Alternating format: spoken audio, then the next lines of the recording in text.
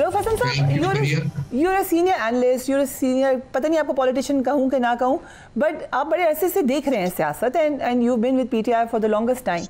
आपको क्या नतीजा नजर आ रहा है? What do you think? Thank you Faria, बहुत बहुत आपने मुझे एनालिस्ट कह दिया है, तो फिर एनालिस्ट होने के नाते मेरा ख्याल है कि हम कुछ थोड़ी सी बातचीत कर लेते हैं। देखिए, इन मुज़ाकरात की कामयाबी के क्या नताइज निकल सकते हैं। अब हमारे जो डिमांड्स हैं वो इन तक 2 पहुंचे हैं, इसके अलावा और भी डिमांड्स हैं, जैसा कि आपने अभी अपने कुछ लोगों की बातचीत सुनाई है जिससे जाहिर होता है। लेकिन इस वक्त ये 2 डिमांड्स जो हैं टेबल के ऊपर हैं। अब इनके रिस्पांस के ऊपर, सब्सटेंटिव रिस्पांस के ऊपर जो बातचीत है उसका आगे बढ़ना जो है वो डिपेंड करता है। अब अगर ये हमारे मुतालबात मान लेते हैं तो ये हुकूमत जो है, जो हमसे बातचीत कर रही है, ये हुकूमत नहीं रहती। कोई ऐसी हुकूमत होगी जो चाहेगी कि मुज़ाकरात के ज़रिए वो अपने आप को ख़त्म कर दे। इसका जवाब आपका भी नफ़ी में होगा, मेरा भी नफ़ी में होगा। ये है एक बात, तो ये एक हकीकत है कि हमारे मुतालबात माने जाते हैं तो ये हुकूमत नहीं रहती। वो नए इलेक्शन होते हैं या मैंडेट रिटर्न होता है और हमारी हुकूमत बनती है, नंबर 1। नंबर 2 बात ये है कि ये असल में बातचीत जो है वो इनके अपने मिनिस्टर साहिबान की अगर आप बयानात देखें तो उसकी वजह से ये नतीजा अखज़ किया जा सकता है कि इस्टेब्लिशमेंट भी ऑन बोर्ड है। राना सनाउल्लाह साहब ने भी ये कहा था, ख्वाजा आसिफ साहब ने भी यही कहा था, और भी इनके मिनिस्टर्स यही कह चुके हुए हैं। मेरा तो अंदाज़ा जो है वो ये है कि शायद इन मुज़ाकरात को शुरू करने में और आगे बढ़ाने में इस हुकूमत की उतनी मर्जी शामिल नहीं है जितनी कि उन लोगों की मर्जी शामिल है जो कि जिनके पास असल ताकत है। बेसिक एक रियलिटी जो है वो ये है, और इस रियलिटी को सामने रख के अगर हम आगे बढ़ेंगे तो मामला जो है वो ज़्यादा बेहतर तरीके से हम उनको समझ भी सकते हैं और उनको सुलझाने के लिए कोई तरकीब भी कर सकते हैं। ये बड़ी इंटरेस्टिंग आपने बात की है, लेकिन ये तासुर शुरू में भी था कि शायद एक पेज पर है कि नहीं हुकूमत, और इस्टेब्लिशमेंट आपका दूसरी तरफ इशारा है। लेकिन इस वक्त जिस तरह मुज़ाकरात चले हैं उससे तो ये एंडोर्स होता है कि हुकूमत और इस्टेब्लिशमेंट एक पेज पर है। मसलन आप लोग कहते थे कि इनके पास कोई पावर नहीं है, लेकिन मुलाकात जब हुकूमत ने नहीं करवानी थी नहीं करवाई, जब करवानी थी करवा दी। इट लुक्स लाइक कि वो इस वक्त एक पावरफुल पोजीशन में है, एक पेज पर है। मेरा नहीं ख्याल फरिया कि ऐसी बात है। देखिए, हुकूमत ने पहले हमें कमिट किया जी कि हम खान साहब से मुलाकात करवा देते हैं मुज़ाकराती टीम में, और उसमें किसी किस्म की अमल दखल नहीं होगी, यानी कि वो किसी ऐसी जगह होगी जहां कैमरास वगैरह फिट नहीं होंगे। 5-6 दिन ये हमें कल करके टरकाते रहे, और उसके बाद कहा जी कि हम मुलाकात नहीं करा सकते उस किस्म की। और उसके बाद फिर जो मुलाकात हुई वो उसी पुराने माहौल में हुई जिसमें कैमरे लगे हुए थे, वो सब कुछ था। ये इनकी जो लाचारी है इनकी ये उसको जाहिर करती है। इसके अलावा हमारे सेनेटर इजाज चौधरी साहब की कल उन्होंने प्रोटेक्शन ऑर्डर सेनेट में जारी किया। आज हम जो इस्लामाबाद की पुलिस थी वो कोट लखपत जेल जाके बैठी, इंतजार करती रही, और पंजाब में इसी जमात की हुकूमत है जो कि सेंटर में भी बैठी हुई है, और उन्होंने इजाज चौधरी साहब को हैंड ओवर नहीं किया। और अगर कोई इनकी लाचारी के बारे में किसी किस्म का कोई शक था तो इससे जाहिर हो जाता है, साबित हो जाता है कि ये इनके पास कोई सख्त, कोई ताकत, कोई अथॉरिटी नहीं है जिसकी बेसिस के ऊपर ये मामला को आगे बढ़ा सके। इनके लिए इनके अपने मिनिस्टर्स के मुताबिक जो एस्टैब्लिशमेंट को ऑन बोर्ड लेना। राइट, सो 9 मई का कमीशन लेट्स से बन जाता है या 26 नवंबर का नहीं बनता, how will you respond to that?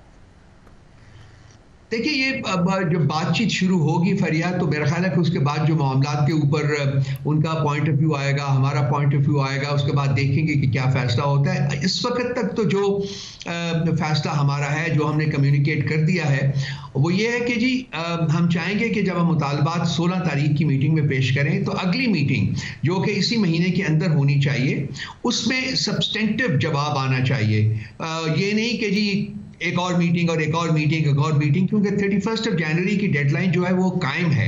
उससे आगे अगर बढ़ानी है बातचीत को तो उसके लिए हमें पॉजिटिव रिजल्ट्स चाहिए, और वो रिजल्ट सामने आनी चाहिए, जो कि इम्प्लीमेंटेशन उनकी शुरू हो जानी चाहिए। अगर वो होती है तो फिर सोचा जा सकता है कि मुज़ाकरात का जो दौर है ये 31 जनवरी से आगे बढ़ाया जाए। इन डेट्स के दरमियान ही इंपॉर्टेंट डेवलपमेंट हो रही है, अमेरिका के नए प्रेसिडेंट आ जाएंगे। क्या आप लोगों का इन्हिसार है इस बात पे कि नए प्रेसिडेंट आए? देखिए मैं फरिया आपके पिछले प्रोग्राम में भी मेरे ख्याल मैंने अर्ज किया था कि जी हमने एज ए पॉलिटिकल पार्टी सियासी जमात की हैसियत से हम किसी तरफ आंख लगा के नहीं बैठे हुए, हम कोई उम्मीद लगा के नहीं बैठे हुए।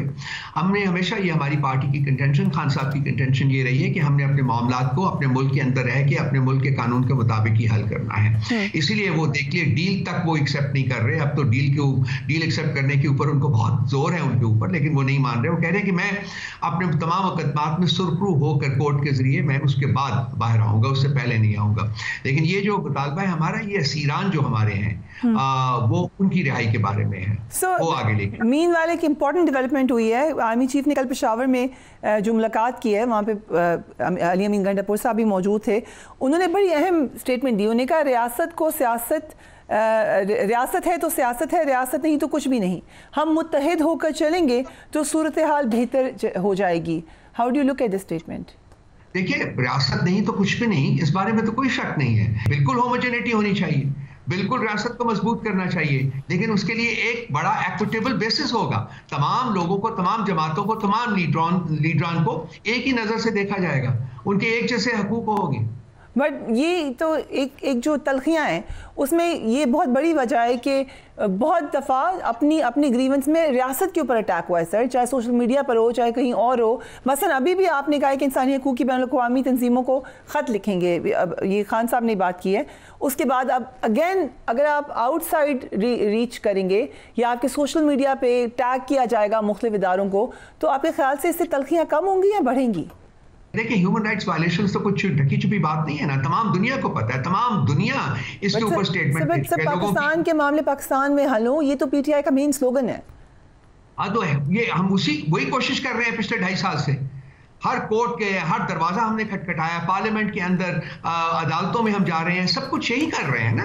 बट सर लेट्स से, क्योंकि जब यही काम एमक्यूएम करती थी तो आप लोग ही उनको गद्दार कहा करते थे, या कोई और पार्टी करती थी तो उनके लिए कुछ और अल्फाज होते थे। But let's leave this debate.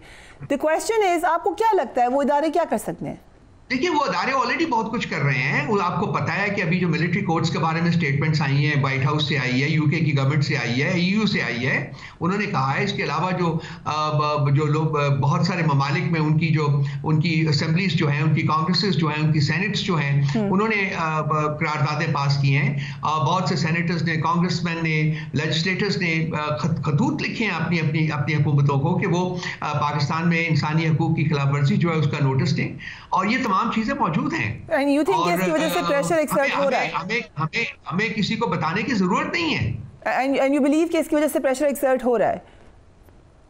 देखिए, मेरी इंफॉर्मेशन ये है कि इंटरनल प्रेशर तो आपको नजर आ ही रहा है ना, जो कि मुल्क जो है वो सेटल डाउन नहीं हो रहा। मुल्क में आप देखिए तशद्दुद के वाक़यात जो हैं वो बहुत बड़े हैं। मुल्क की इकानमी जो है वो हॉस्टेज है इस वक्त बिल्कुल, और भी लॉ एंड ऑर्डर की सिचुएशन जो वो इस काबिल नहीं है कि यहाँ इन्वेस्टमेंट आएगी बाहर से। ये हकीकत तो अपनी जगह है। और इसके बाद एक्सटर्नल प्रेशर भी जो है, मैंने आपको स्टेटमेंट्स बताई हैं 3 पावर सेंटर्स की, ईयू, अमेरिका और यूके, उनकी स्टेटमेंट्स आई हैं जिन्होंने कि मिलिट्री कोर्ट्स के बारे में सख्त शदीद खदशात का इजहार किया है। अभी हमारे अपनी सुप्रीम कोर्ट में जो जज साहिबान हैं जो ये केस सुन रहे हैं, आप उनकी बातचीत सुनिए।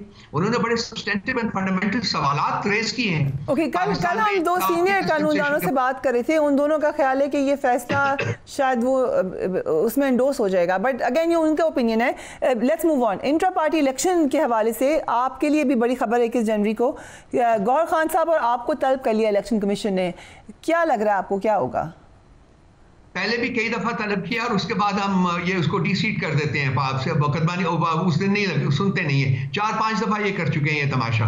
अब देखते हैं कि इस दफा परसों उन्होंने बुलाया, परसों कोई इसी किस्म का तमाशा करते हैं या एक्चुअली बातचीत आगे बढ़ाया जाता है। Do you think intra party election case का कोई फैसला आने जा रहा है? I hope so. हम चाहते हैं कि फैसला आए, फैसला आ जाना चाहिए था। परिया, मैंने आपसे अर्ज किया ना कि 5 या 6 दफा इन्होंने तारीखें दी हैं, लेकिन तारीख जो है लास्ट मिनट के ऊपर उसको अबॉर्ट कर देते हैं। नहीं सुनते। सो जो एक इंपॉर्टेंट बात हुई, 2 अक्टूबर 2024 के दिन इंट्रा पार्टी इलेक्शन केस की समाअत हुई। समाअत में बैरिस्टर गौहर ने इलेक्शन कमीशन को बड़ी इंपॉर्टेंट इन्फॉर्मेशन दी। उन्होंने कहा कि हमने इंट्रा पार्टी इलेक्शन का रिकॉर्ड FIA से हासिल करने के लिए अदालत से रुजू किया है, क्योंकि ये रिकॉर्ड हमारे दफ्तर से FIA ने उठाया था। ज़रा इसके ऊपर हमें ब्रीफ कीजिएगा, क्या सिचुएशन है इसकी? ये वही सिचुएशन है जहाँ जिस दिन मुझे भी इन्होंने अरेस्ट किया था, उसी दिन इन्होंने दफ्तर के ऊपर कब्जा किया था और दफ्तर से हर चीज जो थी, including our computers, including our screens, including everything जो है ये उठा के ले गए। ये हमने रिपोर्ट किया था, सब चैनल से रिपोर्ट किया था इस बात को। ये बात ठीक कह रहे हैं, लेकिन डू यू थिंक कि आपको ये डेटा मिल जाएगा? हम तो अदालत में हैं। अब ये अदारों की जो बेहिसी है वो देखिए ना, आपके हम अदारों में बैठे हुए हैं और इदारे जो है वो आगे नहीं बढ़ रहे, ये अदालत में बैठे हुए हैं हम लोग। हम अपना केस वहां लेके गए हुए हैं। वो एफआईए को इंस्ट्रक्ट क्यों नहीं करते कि वो हमारा जो डेटा है वो हमें वापस करें? मुझे जाती तौर के ऊपर बिल्कुल उम्मीद नहीं है कि वो हमें डेटा मिलेगा, और अगर मिलेगा भी तो उसमें से बहुत सा डेटा जो है वो गायब कर दिया गया होगा। अब कौन उनको पकड़ेगा जाके? कहाँ लेके जाएंगे हम ये अपना मुकदमा? 21 जनवरी को इंट्रा पार्टी इलेक्शन की जो डॉक्यूमेंट्स आपने जमा करवानी है इलेक्शन कमीशन में, वो करवा देंगे जमा? अब उन्होंने आई डोंट नो कि उन्होंने क्या मांगा है। मैं तो जाऊंगा, लेकिन जो इस केस को हैंडल कर रहे हैं वो गौहर साहब कर रहे हैं। ये सवाल अगर उनसे किया जाता तो ज्यादा मुनासिब था। हम तो चाहते हैं कि जल्दी से जल्दी फैसला हो, लेकिन हमारा जो हैंडीकैप्ड है हम लोग इसलिए कि हमारे पास डेटा मौजूद नहीं है। वो हमारे दफ्तर से उठा लिया गया था, और वो उसके लिए जब तक वो डेटा हमारे हाथ में नहीं आता, मेरा ख्याल है कि हम अपना सब्सटेंटिव जवाब जो है वो नहीं दे सकते। अगर उनके कोई सवालात हैं उनके बारे में हम वो जवाबात जो है देने के लिए हमें चाहिए कि हमारे सामने डेटा मौजूद हो, ताकि हम सही जो उनका जवाब उनको दें। राइट। एक जो अगेन इंटरनल मसला है समा अकरम राजा साहब को, पहले भी हमने देखा कि बड़ी तनकीद बाहर से होती रही। अब इंटरनल हुई, शेर अफजल मरवत खुलकर कह चुके हैं कि हमारा पार्टी का एक सिस्टम है, उस सिस्टम के थ्रू वो नहीं बने सेक्रेटरी जनरल, उनको शो कॉज मिल गया। बट इन योर ओपिनियन उनकी जो अपॉइंटमेंट है वो आपके पार्टी के मंशूर के मुताबिक हुई है समा अकरम राजा साहब की? देखिए फरिया, ये जब उमर अयूब साहब ने रिजाइन किया तो सेक्रेटरी जनरल की पोजीशन खाली हुई और वहाँ खान साहब ने सलमान अकरम राजा साहब को अपॉइंट किया। अब हमारा जो आइन है वो ये कहता है कि ये एक इलेक्टेड पोजीशन है और ये इलेक्शन होना है, लेकिन हम इलेक्शन नहीं करवा सके इसलिए कि हमारे पास हमारा डेटा मौजूद नहीं है। वो सारा कुछ जो है वो एफआईए उठा के ले गई हुई है, बाकी जो है वो इलेक्शन कमीशन ऑफ पाकिस्तान में पड़ा हुआ है। तो ये जब इस केस का फैसला होगा, वो डेटा हमें मिलेगा तो उसकी बेसिस के ऊपर हम इलेक्शन करवा देंगे। इस वक्त की जो सिचुएशन है वो ये है कि सलमान अकरम राजा साहब जो है वो तमाम पावर्स जो कि सेक्रेटरी जनरल के ऑफिस में वेस्टेड होती हैं उनको एक्सरसाइज कर रहे हैं as de facto secretary general, लेकिन डी जोरे वो नहीं है। डी जोरे उसी वक्त होंगे जबकि वो इलेक्शन होगा और वो इलेक्ट होंगे। इस वक्त जो है सेक्रेटरी जनरल की वो पावर्स जो है, जो सिग्नेचर्स करना है, ये सब कुछ करना है, ये हमारे एडिशनल सेक्रेटरी जनरल है जो कि इलेक्टेड पोजीशन है, वो ये काम कर रहे हैं। लेकिन सेक्रेटरी जनरल के ऑफिस की तमाम पावर्स जो हैं वो सलमान अकरम राजा साहब जो हैं वो एक्सरसाइज कर रहे हैं।